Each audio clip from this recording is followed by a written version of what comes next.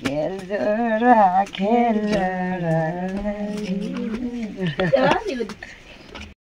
धारा गाग्री फालेको छ पानी भरेको नै देउचोरी छुटना भयो माया मरेको नै।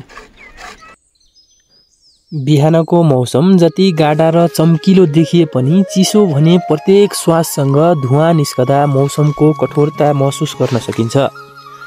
बाटो घाटो सुनसान घरहरू मानिसको पर्खाइमा बसेको जस्तो देख्न सकिन्छ। खास भन्ने हो भने त घरमा बस्ने मानिसभन्दा गोठमा पशु चौपाएको सङ्ख्या धेरै देखिन्छ।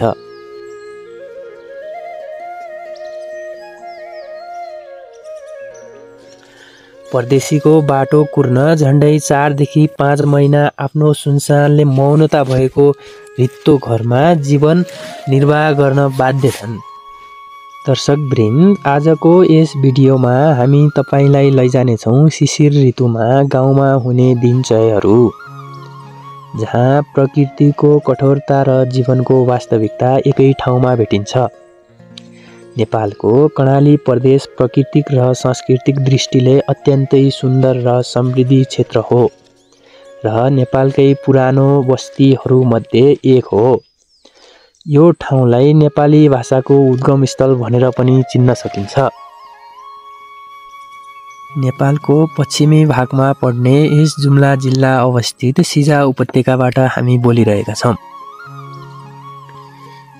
बुढाबुढी बच्चाहरूलाई हेरचाह गर्ने र आफ्नो घरमा खाना बनाउने काम गर्दछन्।